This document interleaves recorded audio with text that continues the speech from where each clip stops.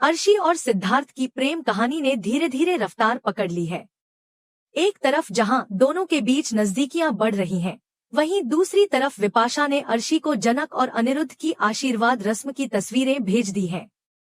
जी हाँ, हम बात कर रहे हैं स्टार प्लस के पॉपुलर शो झनक की।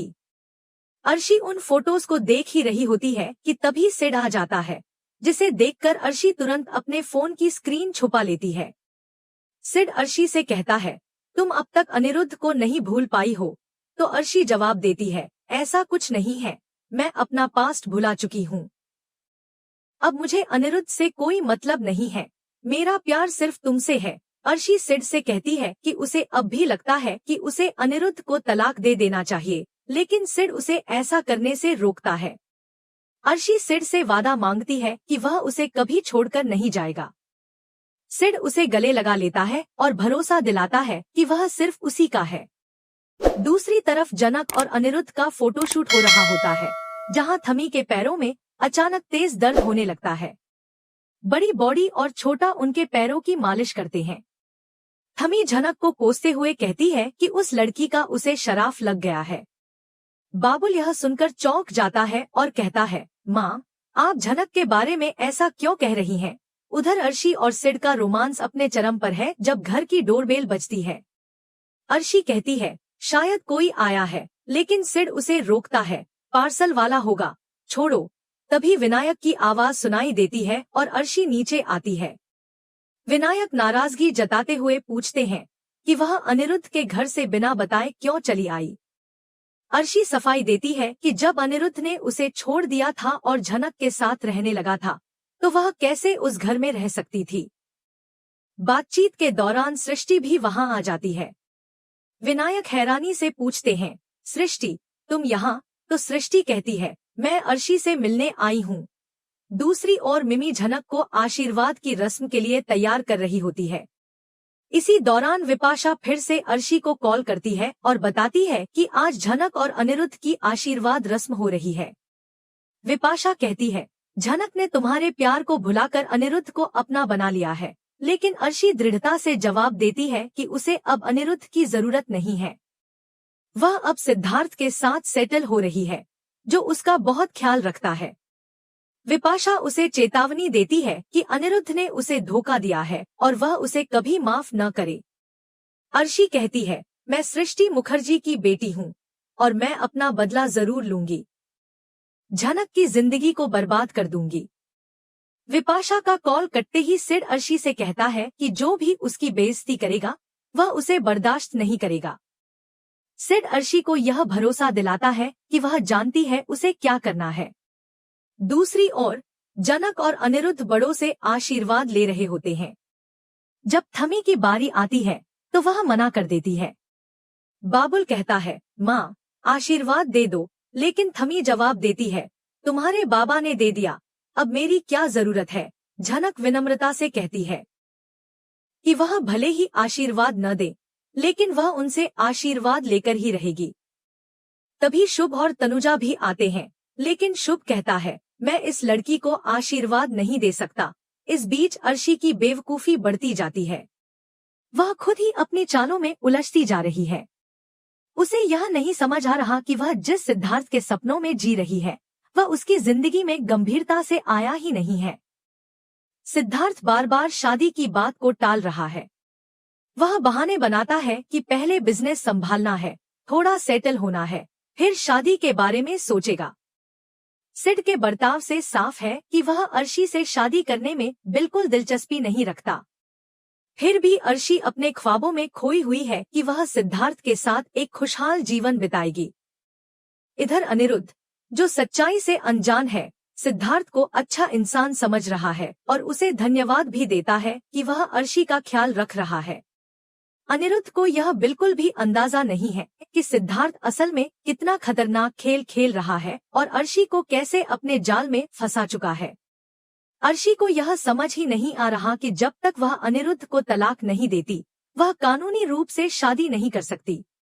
अगर वह जल्दबाजी में कोई कदम उठाती है तो खुद भी बुरी तरह फंस जाएगी।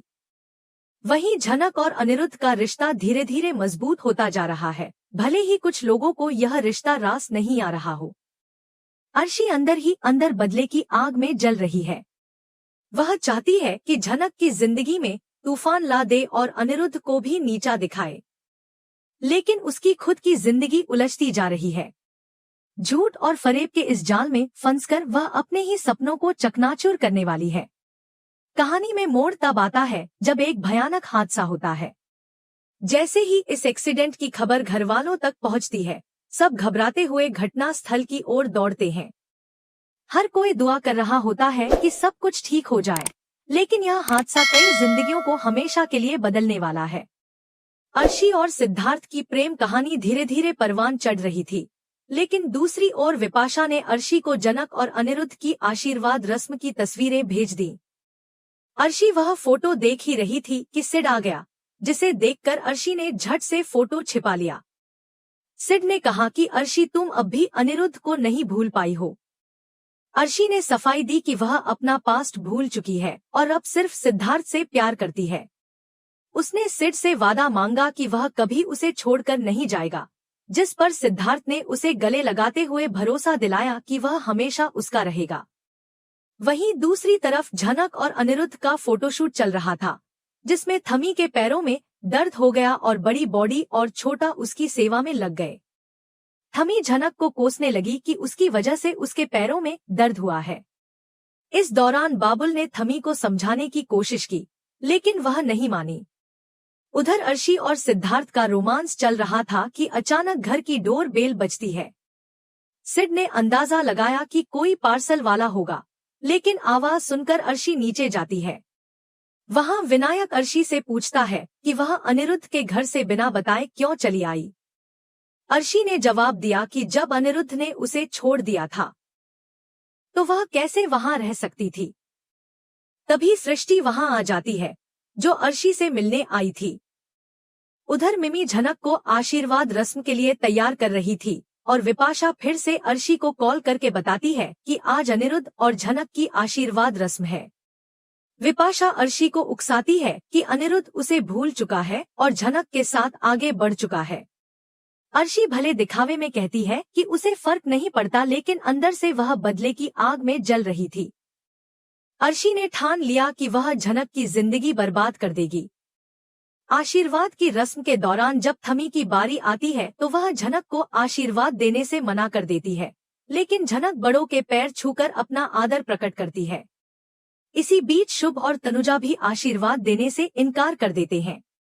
उधर अर्शी अपने बदले की भावना में अंधी हो चुकी थी और सिद्धार्थ के साथ मिलकर साजिश रचने लगी थी।